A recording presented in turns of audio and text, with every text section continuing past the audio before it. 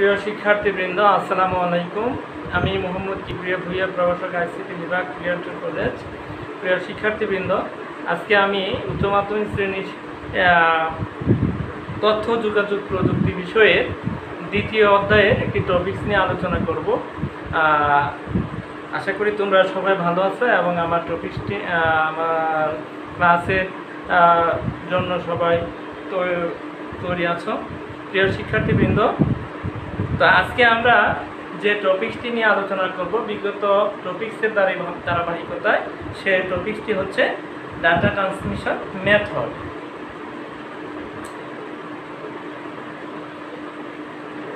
Method of data transmission.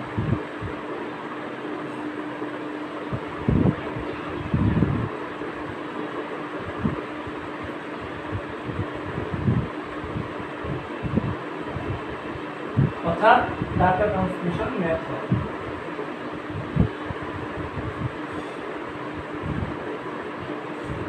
Data transmission method অথবা পদ্ধতি।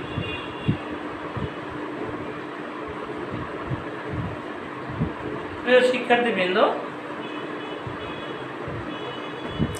তো ডাটা ট্রান্সমিশন পদ্ধতি বা ডাটা ট্রান্সমিশন মেথড। তো ডাটা ট্রান্সমিশন মেথড বা পদ্ধতি কি? আমরা জানি পদ্ধতি তোমরা সবাই বুঝো, যে একটি কাজ করার যে কৌশল, একটি কাজ করার যে সিস্টেম, একটি কাজ করার যে প্রক্রিয়া, এটা হচ্ছে পদ্ধতি। তুমি আজকে বাড়ি থেকে কলেজে আসবা, এর জন্য আসার জন্য তুমি যে কোনো অনেক কৌশল, তোমার কাছে অনেক পদ্ধতি থাকতে পারে। যেমন তুমি কেউ পায়ে হাঁটে হেঁটে আসতে পারো, অথবা সাইকেলে আসতে পারো, রিক্সা আসতে পারো, যদি বাস যোগাযোগ থাকে তাহলে বাসে আসতে পারো, ব্যক্তিগত প্রাইভেট কার বা গাড়িটি থাকে তাহলে আসতে পারো। তাহলে এক একটা সুবিধা কিন্তু এক এক রকম হয়, কারণ পায়ে হেঁটে সব জায়গায় যাওয়া যাবে। সেক্ষেত্রে তোমার পসিবিলিটিটা কি?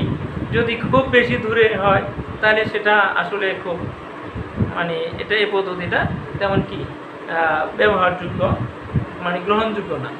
যদি কাছাকাছি হয় তাহলে এটা সম্ভব। ঠিক তদ্রূপভাবে এই বিমানের রাস্তা যদি আমি বাস অথবা মোটর সাইকেল ব্যবহার করার চিন্তা করি, তাহলে সেটা কিন্তু একটু তেমন সময়ের সাথে যুগের সাথে সেটা গ্রহণযোগ্য হবে। তাহলে প্রিয় শিক্ষার্থীবৃন্দ, অথবা আরেকটা বিষয় হচ্ছে যে জায়গাটুকু আমি পায়ে হেঁটে যেতে পারি, অথবা আমার সাইকেল বা অন্য কোনো মাধ্যমে কাছাকাছি হয়ে যায়, সেখানে কিন্তু আমি হেলিকপ্টার বা বিমান ব্যবহার করতে পারবো। তাহলে অসামঞ্জস্য দেখা। যাই হোক, আমি যে বিষয়টা আজকে তোমাদের সাথে আলোচনা করবো সেটা হচ্ছে তথ্য আদান প্রদানের যে পদ্ধতি বা মেথড। আমরা কোন পদ্ধতি অবলম্বন করে, কী পদ্ধতি অবলম্বন করে ডাটা ট্রান্সমিশন করে কী সুবিধা পেতে পারি। তাহলে আমরা সাইকেল দিয়ে কোনো এক স্থানে যাতায়াত করার জন্য যে সুবিধাটা পাবো, সেই সুবিধাটা কিন্তু আমরা পায়ে হেঁটে পাবো না। আবার সাইকেল দিয়ে সেটা কিন্তু আমরা বাস বা প্রাইভেট কারের সুবিধা পাবো না। তাই এক একটার সুবিধা বা এক একটার কৌশল বা এক একটার ব্যবহার এক এক রকম হয়ে থাকবে। তাহলে আমরা খুব কাছাকাছি দূরত্ব হলে আমরা সবাই কি পায়ে হাঁটাটা কি সুবিধাজনক মনে করি।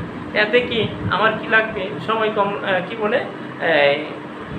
কোনো তেমন খরচেরও ব্যবহার সময়। যদি আমি সেখানে সাইকেল ইউজ করতে চাই কিংবা রিক্সা ইউজ করতে চাইলে ভাড়া লাগবে, কিন্তু পায়ে হেঁটে গেলে কি আমার ভাড়া লাগবে না, এই সুবিধা পেয়ে যায়। যার প্রিয় শিক্ষার্থীবৃন্দ, তাহলে এই তথ্য এক কম্পিউটার থেকে অন্য কম্পিউটারে কিংবা এক ডিভাইস থেকে অন্য ডিভাইসে আমরা তথ্য আদান প্রদান করার সময় যে কৌশল বা পদ্ধতি ব্যবহার করব, সেটা হচ্ছে ডাটা ট্রান্সমিশন মেথড। তাহলে এক কম্পিউটার থেকে অন্য কম্পিউটারে অথবা এক ডিভাইস থেকে অন্য ডিভাইসে তথ্য আদান প্রদানের যে কৌশল বা পদ্ধতি, সেটা হচ্ছে ডাটা ট্রান্সমিশন মেথড। তো ডাটা ট্রান্সমিশন মেথডকে আমরা প্রধানত দুই ভাগে ভাগ করতে পারি। একটা হচ্ছে প্যারালাল আর একটা হচ্ছে সিরিয়াল। তাহলে আমাদের পরীক্ষায় সাধারণত সিরিয়াল ডাটা ট্রান্সমিশনের প্রকারভেদটা খুব বেশি আসে। তারপরেও প্যারালাল ডাটা ট্রান্সমিশনটা কি আর সিরিয়াল ডাটা ট্রান্সমিশনটা কি, আমি সংক্ষেপে তোমাদের সাথে একটু আলোচনা করব। প্যারালাল ডাটা ট্রান্সমিশন, প্যারালাল শব্দ হচ্ছে সমান্তরাল। সমান্তরাল। তাহলে আমরা কমিউনিকেশন, এর আগে কমিউনিকেশন কি বা যোগাযোগ কি আমরা একটু পড়ছিলাম, যে কমিউনিকেশন বা যোগাযোগ হচ্ছে কি কি তথ্যের বিনিময়। হ্যাঁ, এক তথ্যের বিনিময়টা হচ্ছে কমিউনিকেশন, অর্থাৎ উৎস থেকে গন্তব্যে তথ্য প্রেরণ করার জন্য আমরা যে মিডিয়াম ব্যবহার করে থাকি। তাহলে আমরা এর আগে পড়াইছিলাম কি তথ্যের উৎস, উৎস হচ্ছে উৎস থেকে আমরা কি করি মাধ্যম ব্যবহার করে, মাধ্যম বা মিডিয়াম ব্যবহার করে আমরা কি গন্তব্যে,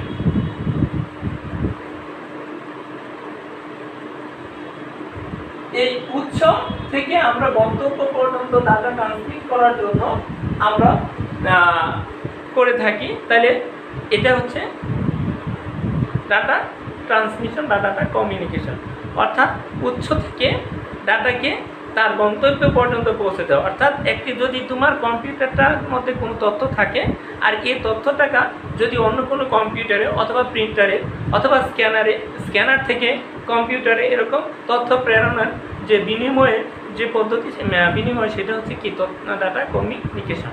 আর এই কমিউনিকেশন তথ্যকে এক কম্পিউটার থেকে অন্য কম্পিউটারে যে কৌশল বা যে পদ্ধতি প্রয়োগ করে আমরা কি করি স্থানান্তর করি, সেটা হচ্ছে ডাটা ট্রান্সমিশন মেথড। তো ডাটা ট্রান্সমিশন মেথডকে আমরা প্রধানত কয় ভাগে ভাগ করলাম? দুই ভাগে। একটা হচ্ছে প্যারালাল ডাটা ট্রান্সমিশন আর একটা হচ্ছে সিরিয়াল ডাটা ট্রান্সমিশন।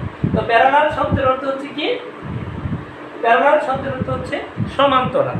তো সমান্তরাল ডাটা ট্রান্সমিশন, যে ট্রান্সমিশন ডেটা সমান্তরালভাবে স্থানান্তরিত তাকে প্যারালাল ডাটা ট্রান্সমিশন বলে।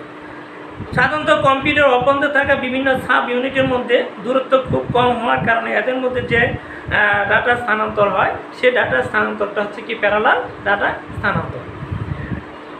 তাহলে এই ট্রান্সমিশনে 8 বিট, 16 বিট বা 32 বিট ইত্যাদি ডাটা চলাচল করতে পারে।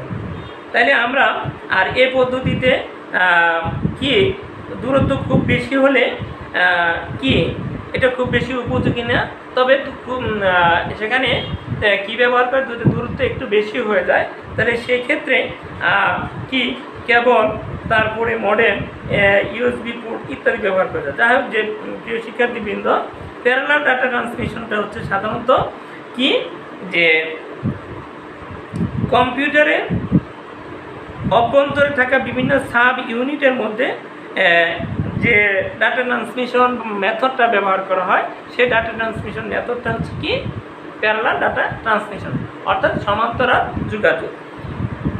এ পদ্ধতিতে বা এই ট্রান্সমিশনে কিবোর্ডের একটি ক্যারেক্টারকে বাইনারি ডাটাতে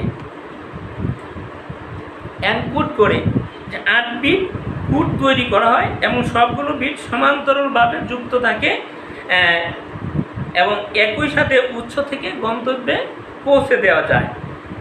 এটা হচ্ছে কি প্যারালাল ডাটা ট্রান্সমিশন। প্রথম কথা হচ্ছে কম্পিউটার আভ্যন্তরীণ বিভিন্ন সাব ইউনিটের মধ্যে যুক্ত হয়ে কি করে 8 বিট, 16 বিট, 32 বিট এরকম কোড তৈরি করে একই সময়ে সমান্তরালভাবে উৎস থেকে গন্তব্যে পৌঁছে দেওয়ার যে মেথড, সেই মেথডটা হচ্ছে কি প্যারালাল বা সমান্তরাল যোগাযোগ।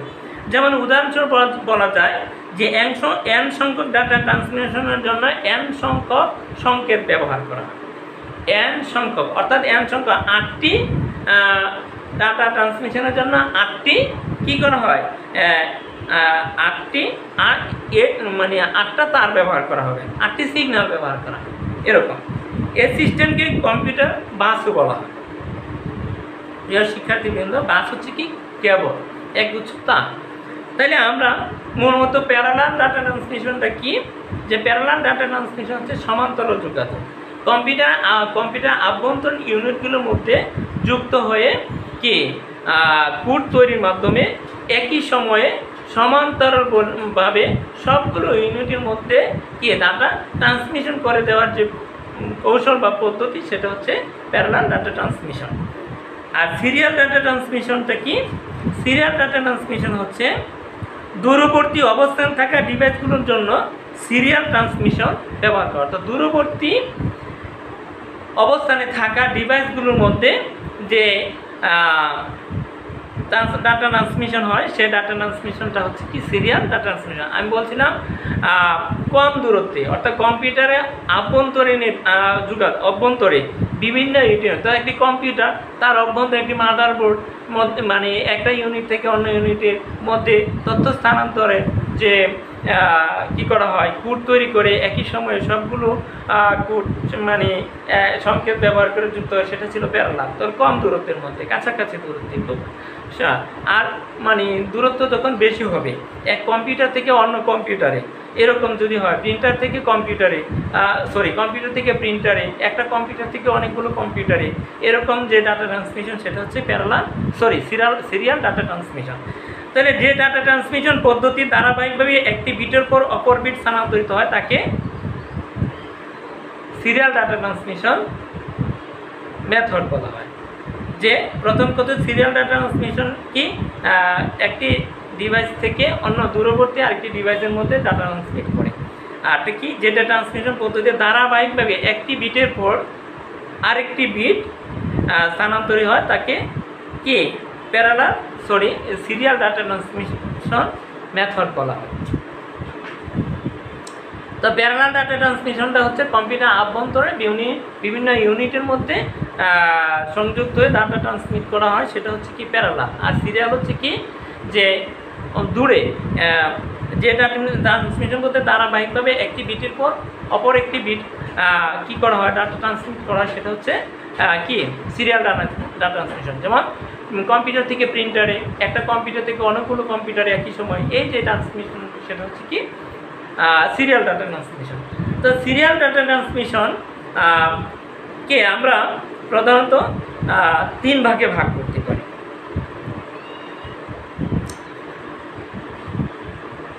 তাহলে তো এক কম্পিউটার থেকে আরেক সিরিয়াল ডাটা ট্রান্সমিশনের ক্ষেত্রে কম্পিউটার থেকে আরেক কম্পিউটার ডাটা ট্রান্সমিট করার সময় তাদের মধ্যে একটি সমঝোতা হয়ে থাকে, তাদের মধ্যে একটি সমন্বয় হয়ে থাকে।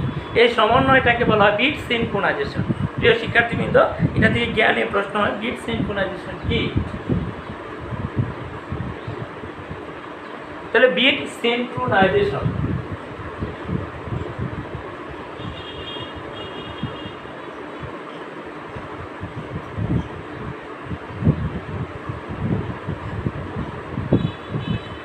এক কম্পিউটার থেকে আরেক কম্পিউটারের মধ্যে অথবা এক ডিভাইস থেকে আরেক ডিভাইসের মধ্যে তথ্য স্থানান্তরের সময় প্রেরক এবং প্রাপক কম্পিউটারের মধ্যে এক ধরনের কি সমন্বয় ঘটে থাকে।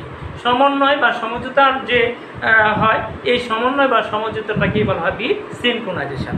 আর এই বিট সিনক্রোনাইজেশনের উপর ভিত্তি করে data transmission, serial data transmission মেথডকে আমরা তিন ভাগে ভাগ করি। একটা হচ্ছে কি সিনক্রোনাস, অ্যাসিনক্রোনাস এবং আইসোক্রোনাস।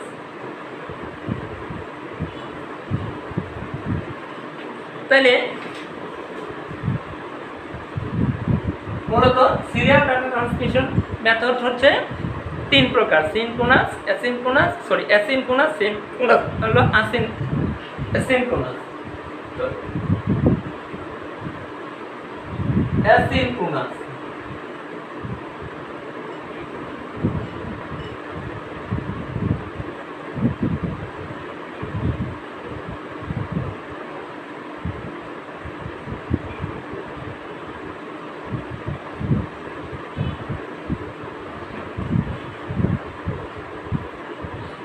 অ্যাসিনক্রোনাস ডাটা ট্রান্সমিশন পদ্ধতিটা কি? যে পদ্ধতিতে কম্পিউটার থেকে প্রিন্টারে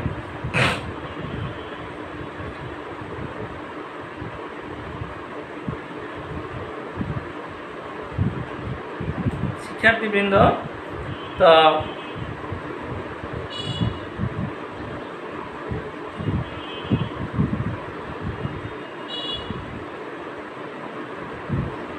তো বলছিলাম কম্পিউটার থেকে প্রিন্টারে, কার্ড রিডারে অথবা কিবোর্ড থেকে কম্পিউটারে ডাটা ট্রান্সমিশনের ক্ষেত্রে এই অ্যাসিনক্রোনাস ডাটা ট্রান্সমিশন মেথড বা পদ্ধতিটি ব্যবহার করা হয়।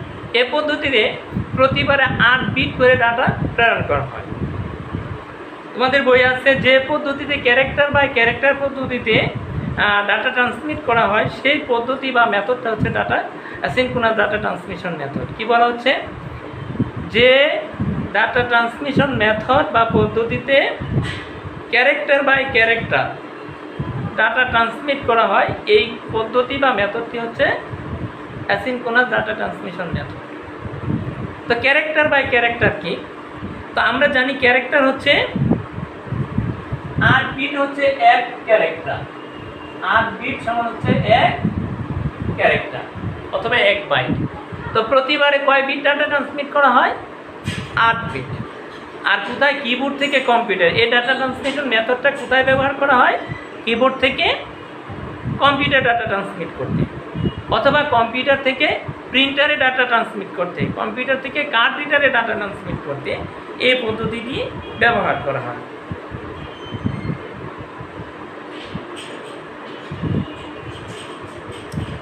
ইন্টারনেট থেকে আরেক ক্ষেত্রে ব্যবহার করা, সেটা হচ্ছে ইন্টারনেট থেকে আগত ডাটা মডেম থেকে কম্পিউটারে ইন্টারনেট থেকে আগত ডাটা মডেম থেকে কম্পিউটারে স্থানান্তরের ক্ষেত্রে এই পদ্ধতিটি ব্যবহার করা হয়। প্রিয় শিক্ষার্থীবৃন্দ, এক কথায় অ্যাসিনক্রোনাস ডাটা ট্রান্সমিশন কি? যে পদ্ধতিতে ক্যারেক্টার বাই ক্যারেক্টার পদ্ধতিতে তথ্য স্থানান্তর করা হয় সে পদ্ধতিটা হচ্ছে কি? Data transmission, asynchronous data transmission. এই পদ্ধতিতে প্রতিবারে কয় বিট ডাটা ট্রান্সমিট করা হয়? 8 বিট ডাটা ট্রান্সমিট করা হয়। আর এই পদ্ধতিতে ডাটা ট্রান্সমিশন শুরুতে একটি বিট থাকে, সে বিটটা হচ্ছে অতিরিক্ত বিট থাকে, সেটা হলো স্টার্ট বিট, এবং শেষে একটা অতিরিক্ত বিট থাকে, সেটা বলা হয় স্টপ বিট। তাহলে অ্যাসিনক্রোনাস ডাটা ট্রান্সমিশনের একটি বৈশিষ্ট্য হচ্ছে শুরুতে কি একটি স্টার্ট বিট থাকবে এবং শেষে কি একটি স্টপ বিট থাকবে। আর এই ডাটা ট্রান্সমিশনের ক্ষেত্রে বিরতি এক এক সময় এক এক রকম হয়ে থাকবে, কারণ এই পদ্ধতি ডাটা প্রাপ্ত প্রেরক স্টেশনে ডাটা প্রাপ্ত হওয়ার সাথে সাথে প্রাপক স্টেশনে প্রেরণ করা হয়। সেজন্য তা একবার ডাটা ট্রান্সমিশন আর পর আরেকবার ডাটা ট্রান্সমিশনের মধ্যবর্তী সময়ে কি ব্যবধান ভিন্ন রকম হয়ে থাকে। এই পদ্ধতিতে কোনো প্রেরক স্টেশন, কোনো প্রাইমারি স্টোরেজ ডিভাইসের প্রয়োজন হয় না। ডাটা পাওয়ার সাথে সাথে কি করা হয়? প্রেরক স্টেশন থেকে অর্থাৎ প্রাপক প্রান্ত থেকে প্রাপক প্রান্তে ডাটা পৌঁছে দেওয়া হয়। তাইলে আমরা অ্যাসিনক্রোনাস ডাটা ট্রান্সমিশন পদ্ধতিটা কি? যে অ্যাসিনক্রোনাস ডাটা ট্রান্সমিশন পদ্ধতি হচ্ছে এমন একটি ডাটা ট্রান্সমিশন পদ্ধতি যে পদ্ধতিতে ক্যারেক্টার বাই ক্যারেক্টার পদ্ধতিতে ডাটা ট্রান্সমিট করা হয়, অর্থাৎ প্রতিবারে 8 বিট করে ডাটা ট্রান্সমিট করা হয়। আর এই ডাটা ট্রান্সমিট করার সময় প্রেরক প্রান্তে কী করা হয়? একটি স্টার্ট বিট ব্যবহার করা হয় এবং শেষে একটি কি স্টপ বিট ব্যবহার করা হয়। যখন ডাটা প্রেরণ শেষ হয়ে যায় তখন একটি সংকেত হিসেবে স্টপ বিট ব্যবহার করা হয়। আর এই পদ্ধতিটা কোথায় কোথায় ব্যবহার করা যায়? এই পদ্ধতিটা হচ্ছে কিবোর্ড থেকে কম্পিউটারে,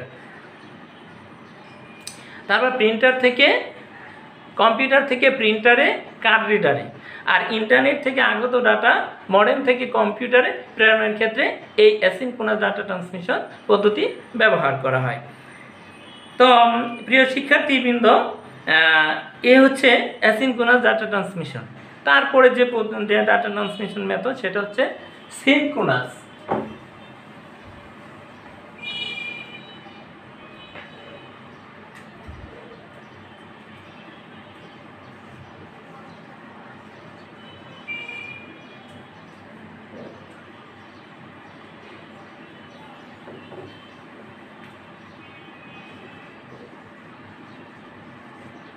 Synchronous data transmission method.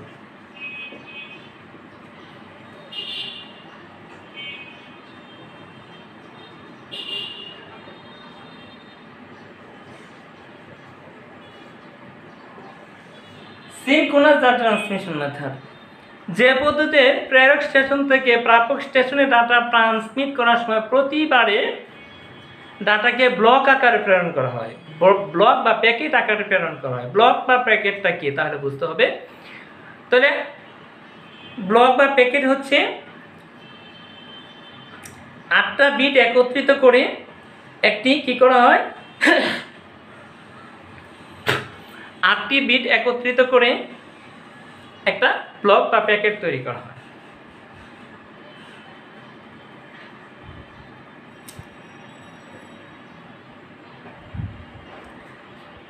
প্রিয় শিক্ষার্থীবৃন্দ, অ্যাসিনক্রোনাস ডাটা ট্রান্সমিশন পদ্ধতিটা কি? যে পদ্ধতিতে প্রেরক প্রান্ত থেকে প্রাপক প্রান্তে অর্থাৎ প্রেরক কম্পিউটার থেকে প্রাপক কম্পিউটারে অথবা প্রেরক স্টেশন থেকে প্রাপক স্টেশনে তথ্য প্রেরণ করার সময় ব্লক বা প্যাকেট আকারে প্রেরণ করা হয়, ওই ব্লক বা প্যাকেট আকারে ডাটা ট্রান্সমিশনের পদ্ধতি বা মেথডটা হচ্ছে কি সিনক্রোনাস ডাটা ট্রান্সমিশন মেথড। আর প্রতিটি ব্লকে 80 থেকে 132টি কি থাকে ক্যারেক্টার থাকে। তাহলে আমার সিনক্রোনাস এবং অ্যাসিনক্রোনাসের মধ্যে আমরা একটা পার্থক্য সাথে সাথে তুলনা করে নিতে পারি। সেখানে ছিল প্রতিবারে 8 বিট করে ডাটা প্রেরণ করা হতো, অর্থাৎ 1 ক্যারেক্টার করে ডাটা প্রেরণ করা হতো।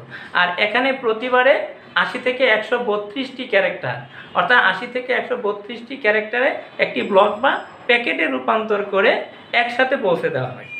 হ্যাঁ, এই পদ্ধতিটা হচ্ছে সিনক্রোনাস ডাটা ট্রান্সমিশন মেথড। এই পদ্ধতিতে তাহলে এখন প্রশ্ন হতে পারে স্যার যে এই ক্যারেক্টারগুলো কিভাবে ব্লক আকারে তৈরি করা হয়? হ্যাঁ, প্রেরক স্টেশনে একটি প্রাইমারি স্টোরেজ ডিভাইস থাকে। প্রেরক স্টেশনে এই পদ্ধতিতে ডাটা ট্রান্সমিশন করার সময় প্রেরক স্টেশনে একটি প্রাইমারি স্টোরেজ ডিভাইস ব্যবহার করা হয়। ডাটাগুলো কি উৎস থেকে এই প্রাইমারি স্টোরেজ ডিভাইসে এসে সংরক্ষিত হয়। যখন অনেকগুলো ডাটা একসাথে এই প্রাইমারি স্টোরেজ ডিভাইসে সংরক্ষিত হয়, তখন প্রেরক প্রান্ত থেকে এই প্রাইমারি স্টোরেজ ডিভাইস থেকে ডাটাগুলোকে একটি ব্লক তৈরি করা হয়। 80 থেকে 132টি ক্যারেক্টার সমানে একটি ব্লক তৈরি করে প্রতিবারে বিরতিহীনভাবে কি করা হয়, প্রেরক স্টেশনে থেকে প্রাপক স্টেশনে পৌঁছে দেওয়া হয়। এ পদ্ধতিতে ডাটা ট্রান্সমিট করার সময় কি মধ্যবর্তী দূরত্ব মানে বিরতি সমান থাকে। প্রেরক স্টেশন থেকে প্রেরক স্টেশন থেকে প্রাপক স্টেশনে তথ্য প্রেরণ করার সময় প্রতিটি ব্লক বা প্যাকেট প্রেরণের মধ্যবর্তী বিরতি কি সমান। তাহলে এখানে আমরা আবারও বলছি, যে পদ্ধতিতে প্রেরক স্টেশন থেকে প্রেরক প্রান্ত থেকে প্রাপক প্রান্তে তথ্য পৌঁছে দেওয়ার সময় তথ্যকে ব্লক বা প্যাকেট আকারে প্রেরণ করা হয় তাকে বলা হয় সিনক্রোনাস ডাটা ট্রান্সমিশন মেথড। এই পদ্ধতিতে প্রেরক স্টেশনে একটি প্রাইমারি স্টোরেজ ডিভাইস থাকে। তারপরে এই পদ্ধতিতে ডাটা ট্রান্সমিশনের যে বিরতি প্রত্যেকটা একবার ডাটা প্রেরণের পর থেকে আরেকবার ডাটা প্রেরণ করা হয় তার বিরতি কি সমান, অর্থাৎ প্রতিবারে ডাটা ট্রান্সমিশনের মধ্যবর্তী বিরতি সমান। তারপরে প্রতিবারে কয়টি ডাটা 80 থেকে 132টি ডাটা কি করা হয় ক্যারেক্টার ডাটা ট্রান্সমিট করা হয়। তারপরে এখানে কি এই ডাটা ট্রান্সমিশন পদ্ধতিতে ডাটা প্রেরণের শুরুতে হেডার ইনফরমেশন থাকে এবং শেষে কি টেইলর ইনফরমেশন থাকে। যেমন সিনক্রোনাস ডাটা ট্রান্সমিশন শুরুতে ছিল স্টার্ট বিট, আর এখানে হচ্ছে header information. Synchronous data transmission শেষে ছিল কি স্টপ বিট, আর এখানে হচ্ছে কি টেইলর ইনফরমেশন। তো এই যে ডাটা ট্রান্সমিশন, সেই ডাটা ট্রান্সমিশনটা হচ্ছে কি সিনক্রোনাস ডাটা ট্রান্সমিশন। এই পদ্ধতি আমরা কোথায় ব্যবহার করতে পারি? কম্পিউটার থেকে কম্পিউটারে তথ্য আদান প্রদানের ক্ষেত্রে এই পদ্ধতি ব্যবহার করা। এক কম্পিউটার থেকে একই সময়ে অনেকগুলো কম্পিউটার তথ্য প্রেরণের সময় এই পদ্ধতি ব্যবহার করা হয়। তারপরে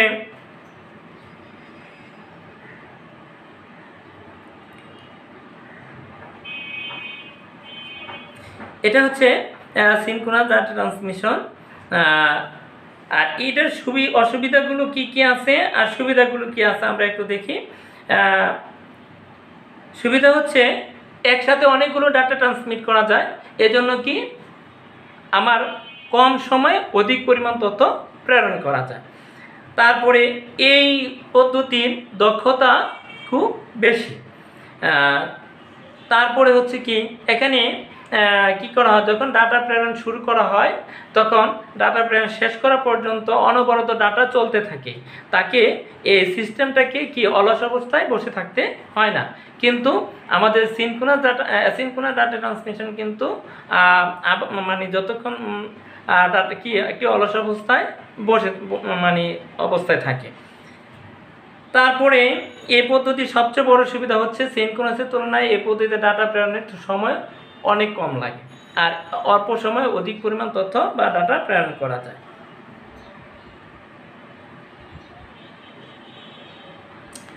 এই পদ্ধতিটা কোথায় কোথায় ব্যবহার করা যায়? এক কম্পিউটার থেকে আরেক কম্পিউটারে তথ্য প্রেরণের ক্ষেত্রে, তারপরে কি এক স্থান থেকে দূরবর্তী কোনো স্থানে ডাটা ট্রান্সমিশনের ক্ষেত্রে, এক কম্পিউটার থেকে একই সময় দূরবর্তী অনেকগুলো কম্পিউটারের মধ্যে তথ্য আদান প্রদানের ক্ষেত্রে এই সিনক্রোনাস ডাটা ট্রান্সমিশন পদ্ধতি ব্যবহার করা যায়। তাহলে আমরা সিনক্রোনাস ডাটা ট্রান্সমিশন পদ্ধতির বৈশিষ্ট্যগুলো যে পড়লাম সেগুলোর মধ্যে কি পাওয়া যায় সেটা হচ্ছে কি ডাটাকে কি ব্লক আকারে প্রেরণ করা, ব্লক বা প্যাকেট আকারে প্রেরণ করা হয়। প্রতিটি ব্লক বা প্যাকেটে কতটি ক্যারেক্টার ডাটা থাকে? 80 থেকে 132টি বিট ক্যারেক্টার ডাটা থাকে। তারপর 80 থেকে 132 ক্যারেক্টার ডাটা থাকে। তারপরে হচ্ছে কি প্রেরক স্টেশনে প্রাইমারি স্টোরেজ ডিভাইস প্রয়োজন হয়। ডাটা প্রেরণের ক্ষেত্রে মধ্যবর্তী বিরতি বা সময় সমান। তারপরে কি এ পদ্ধতি তুলনামূলকভাবে সময় কম লাগে। তারপরে শুরুতে হেডার ইনফরমেশন এবং শেষে কি থাকে? টেইলর ইনফরমেশন থাকে। এ হচ্ছে, আর এটা কোথায় ব্যবহার করা যায়? কম্পিউটার থেকে কম্পিউটার তথ্য প্রেরণ করতে দূরবর্তী কোনো স্থানে তথ্য প্রেরণের ক্ষেত্রে এক কম্পিউটার থেকে একই সময় অনেকগুলো কম্পিউটার তথ্য আদান প্রদানের ক্ষেত্রে এই পদ্ধতি ব্যবহার করা হয়। তাহলে আমরা এটা থেকে যদি প্রশ্ন হয়, তাহলে উদ্দীপকে এরকম থাকে যে প্যাকেট ডাটাকে ব্লক বা প্যাকেট আকারে প্রেরণ করে থাকে। এই কথাটা থাকলে বুঝতে হবে এটা সিনক্রোনাস। অথবা যদি বলে প্রেরক প্রান্ত থেকে প্রাপক প্রান্তে তথ্য আদান প্রদানের সময় মধ্যবর্তী বিরতি সমান, তাহলেও বুঝতে হবে এটা কি? Synchronous data transmission method. যদি বলা হয় শুরুতে হেডার ইনফরমেশন এবং শেষে টেইলর ইনফরমেশন থাকে, তাহলে বুঝতে হবে এটা কি? Synchronous data transmission method. যদি বলা হয় উদ্দীপকে যদি এরকম বলা হয় যে এক কম্পিউটার থেকে একই সময়ে অনেকগুলো কম্পিউটারে তথ্য প্রেরণ করা যায় এই পদ্ধতি, তাহলে এটাও বুঝতে হবে সিনক্রোনাস ডাটা ট্রান্সমিশন মেথড। প্রিয় শিক্ষার্থীবৃন্দ, পরে আরেকটা হচ্ছে যে ডাটা ট্রান্সমিশন, সেটা হচ্ছে আইসোক্রোনাস ডাটা ট্রান্সমিশন।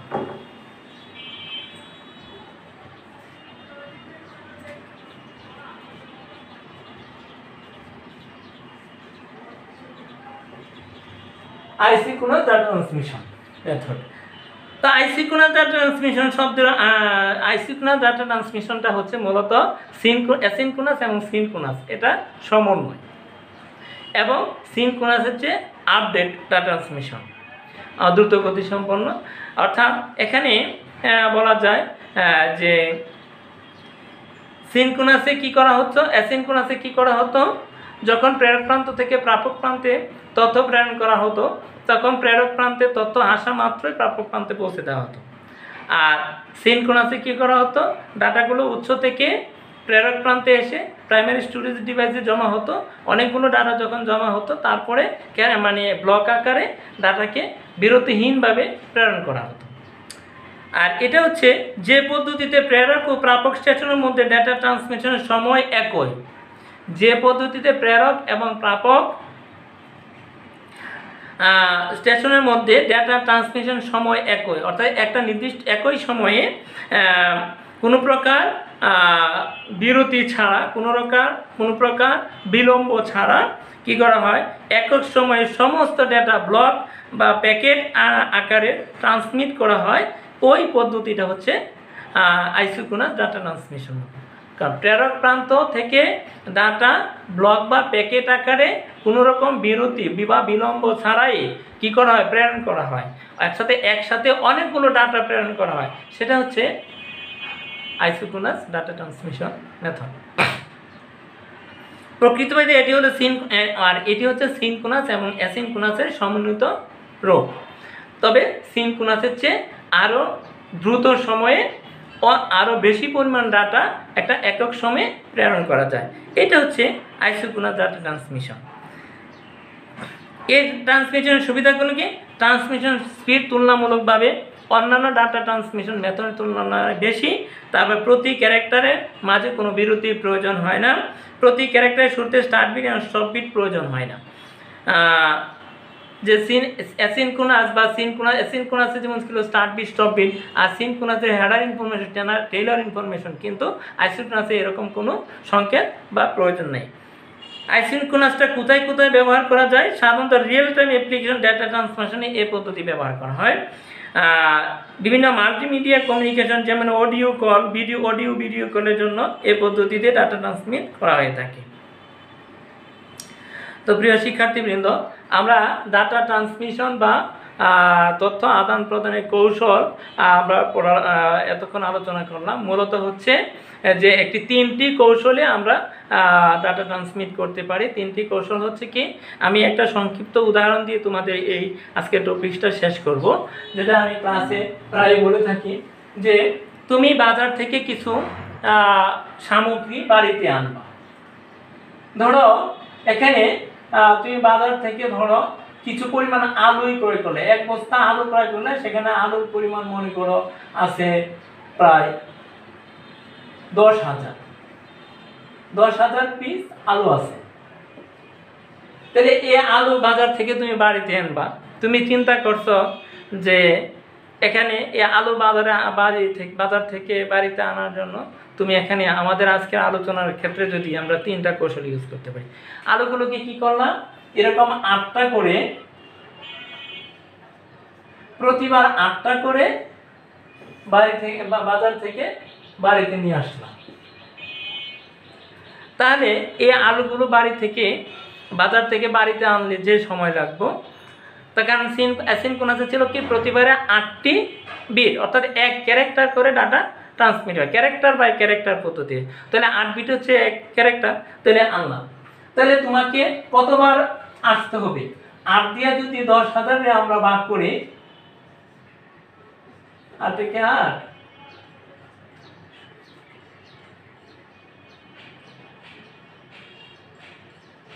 8 দুগুণে 16, তারপরে আবার 5 আর 40, 1250 বার তোমার বাড়ি থেকে বাজারে আপ ডাউন করতে হবে। আর যদি আমরা সিনক্রোনাসে যাই, তাহলে 80 থেকে 132 বিট, অর্থাৎ একসাথে ধরো 80টা বিট দিয়ে একটা কি করলাম, একটা ব্লক তৈরি করলাম। তাহলে 10,000কে যদি আমরা 80 দিয়ে ভাগ করি,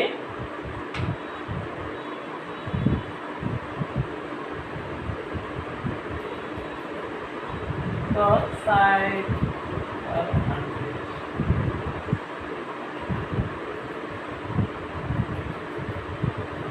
তাহলে 125 বার, যেখানে ছিল কত 1250 বার, সেখানে কত 125 বার আসলেই চলবে।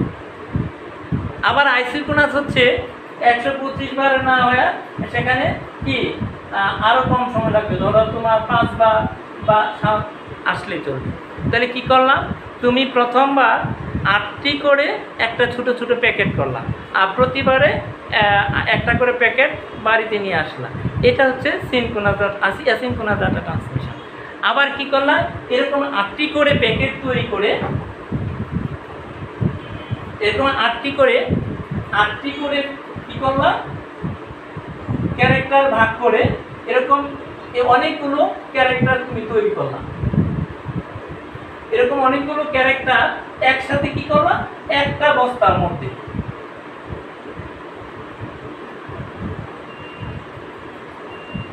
এরকম একটা বস্তার মধ্যে করে তুমি একবারে কত 80 থেকে 32টি কি বিট নিয়ে আসলাম। তাহলে এখানে কি করলাম, প্রথম 8টা করে ক্যারেক্টার নিয়ে আসলাম, এটা ছিল অ্যাসিনক্রোনাস। আর অনেক 8টা করে অনেকগুলো প্যাকেট তৈরি করে তুমি কি করলা, 8টা যদি 80টা আনো তো 10টা প্যাকেট, আর যদি 132টা আনো আরও বেশি হবে। তো এরকম করে একটি বস্তা করে তুমি একবার নিয়ে আসলা। তাহলে এটা ছিল সিনক্রোনাস। আর এই সিনক্রোনাসের মতো অনেকগুলো বস্তাকে যখন তুমি আরেকটা বড় বস্তাতে ভরে তৈরি করে নিয়ে আসবা, তাহলে সেটা হচ্ছে কি আইসোক্রোনাস। তাহলে এই হচ্ছে ডাটা ট্রান্সমিশন মেথড। তা আমি আশা করি তোমরা যদি এখান থেকে পরীক্ষার প্রশ্ন হয় তাহলে অবশ্যই আনসার দিতে পারে। ক্যারেক্টার বাই ক্যারেক্টার বললে সেটা হলো সিনক্রোনাস, ডাটাকে ব্লক বা প্যাকেট আকারে অথবা 80 থেকে 132 বিট একবারে, অর্থাৎ প্রাইমারি স্টোরেজ ডিভাইসের কথা বললে হবে সিনক্রোনাস। আর আচ্ছা আপডেট ভার্সন যদি হয় সেটা হচ্ছে আইসোক্রোনাস। তো সবাই ভালো থাকো, সুস্থ থাকো। আর এটা একটা ইম্পর্টেন্ট টপিক, সেটা পরীক্ষায় প্রশ্ন আসে, সাধারণত পার্থক্যটা আছে সিনক্রোনাস এবং অ্যাসিনক্রোনাসের পার্থক্য। আশা করি তোমরা এই প্রশ্নের আনসারটা দিতে পারবে। সবাই ভালো থাকো, সুস্থ থাকো। আসসালামু আলাইকুম।